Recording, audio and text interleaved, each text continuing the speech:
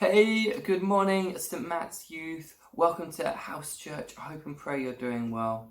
My name is Daniel, and I'm just guest sharing this morning. Tom is unfortunately not here.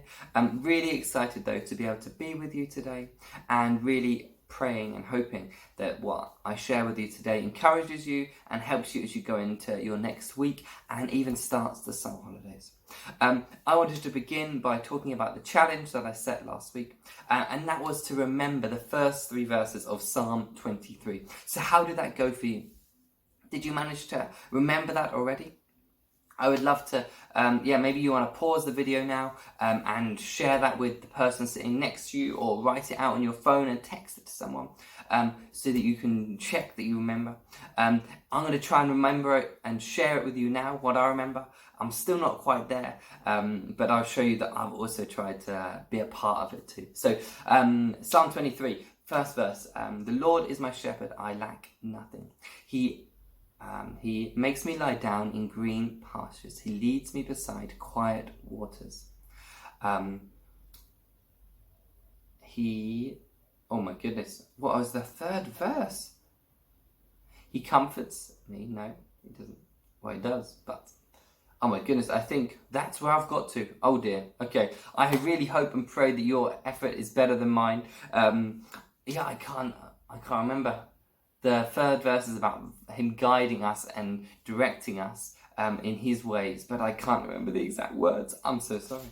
Well, I hope and pray that you guys have done better than that, and I'm excited to, maybe you can share with your youth leaders how you are so much better at memorizing verses than me. Because hey, it's not always the most fun thing to do, but I think it's such an encouraging thing to do, especially when things are not so easy. I wanted today to share with you a little bit again about Psalm 23. I wanted to begin by actually I'm going to take it from verse 3 because I didn't remember that correctly. But I'm going to take it from verse 3 and I'm just going to read through the next few verses. And just would love to talk a little bit about those this morning. So, verse 3 says, He refreshes my soul. That's what it was. He refreshes my soul. He guides me along the right paths for his name's sake. Even though I walk through the darkest valley, I will fear no evil. For you are with me. Your rod and your staff, they comfort me. You prepare a table before me in the presence of my enemies. You anoint my head with oil. My cup overflows. Surely your goodness and love will follow me all the days of my life, and I will dwell in the house of the Lord forever. Wow. Hey, I really love this passage, and I love it how it continues. And one thing I really wanted to focus on is verse 4, where it says, Even though I walk through the darkest valley, I will fear no evil, for you are with me. Your rod and your staff, they comfort me. I was thinking, what does this mean? So I think this shows us that actually we are going to have challenges. I think it doesn't say, hey, when you become a Christian or you believe in God, and everything in your life is going to be perfect. You're never going to have another challenge, and everything is going to go smoothly. You're never going to have an argument with your parents or sibling again. You're never going to have a problem. And I wish it said that, but actually it doesn't say that. But what I think it says here, because it says actually, hey, it's almost like when I walk through the darkest valley, I will fear no evil. What I think it does is it comforts us, is to say, hey, even though we're still going to face challenges, God is going to be with us. It says here that I will fear no evil because you are with me. Your rod and your staff, they comfort me. And hey, not only is this saying that God is going to be with us when we have those challenges, but God is also going to be comforting us.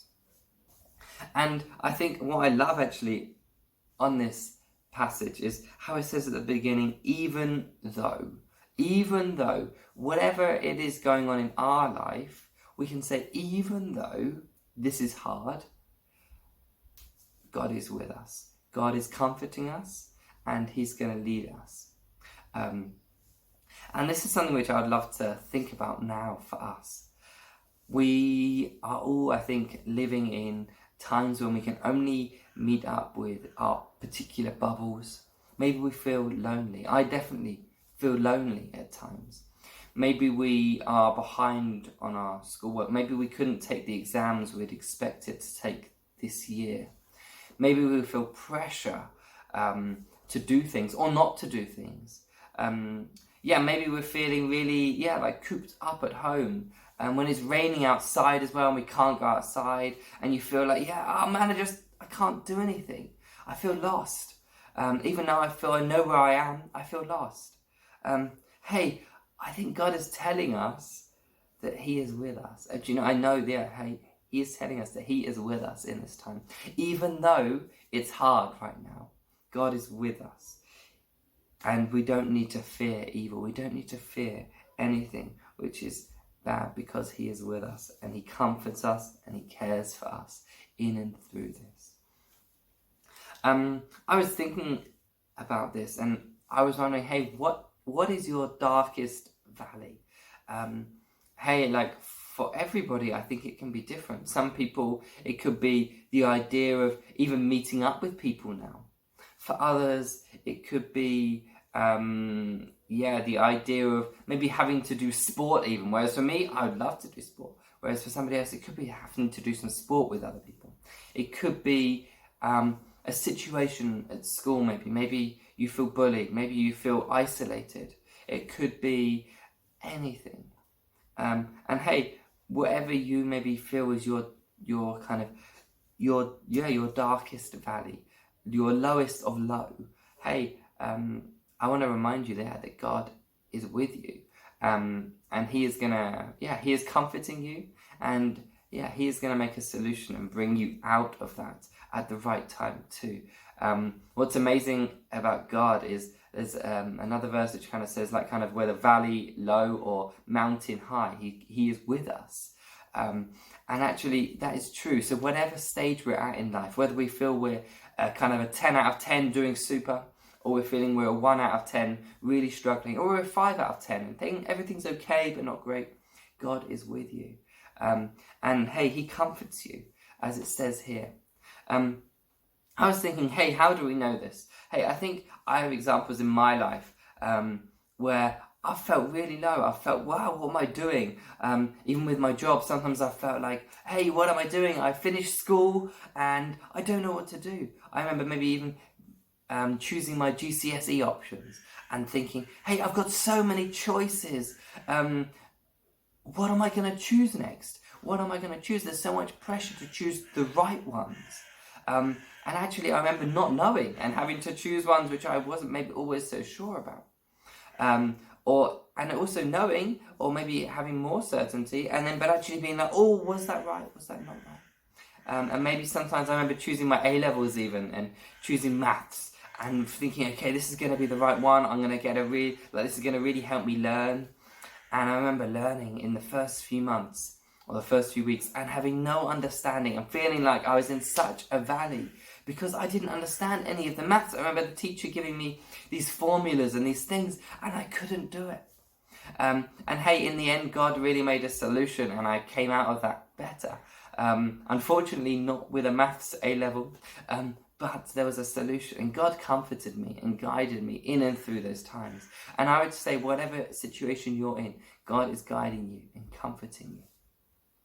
How do we know this as well? Maybe we see this in our lives. Maybe you don't have an example where you feel like you've been in a valley, where you feel like you've been struggling, or like you don't have a solution.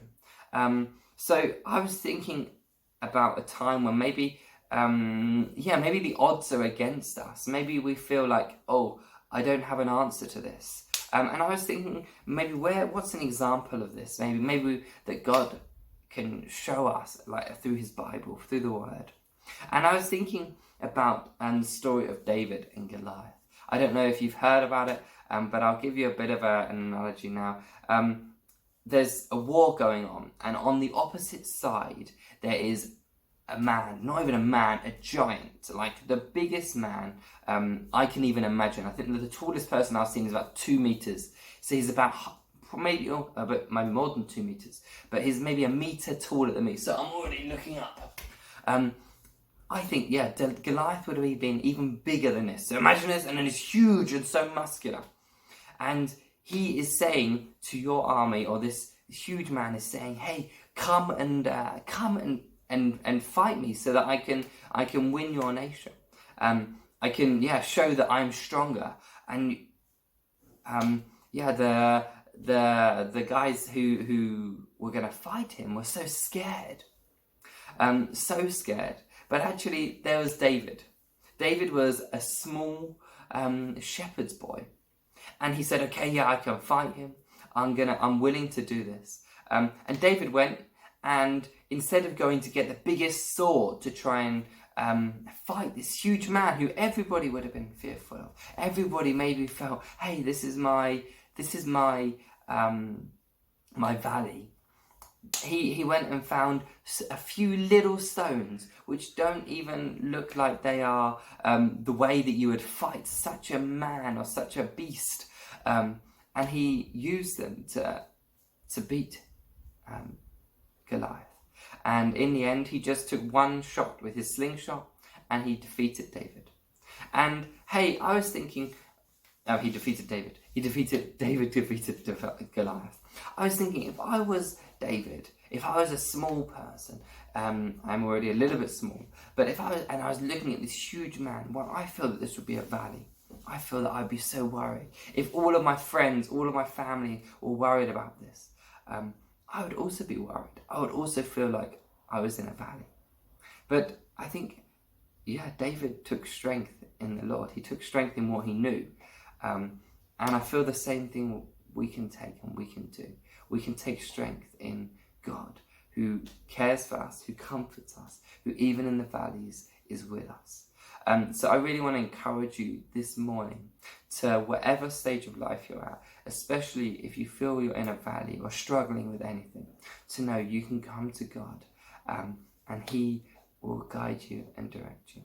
I'd love to quickly pray and then share with you the next challenge for next week. So, Father God, we thank you so much for your presence and how you're with us, even though we struggle, even though we go through valleys. You are with us, you comfort us and you guide us. And I pray now for St. Matt's youth, wherever they are, whatever they're doing as they watch this, that you guide them and you direct them, and you remind them that whatever stage of life they're in, and that we are in, that you are providing hope, you are comforting us, you are guiding us, and you are showing us to the next thing in our life, and you will help us.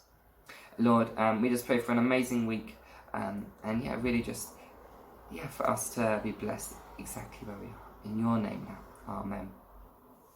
Thank you guys so much for joining me. The last thing I wanted to do was to challenge you for this next week.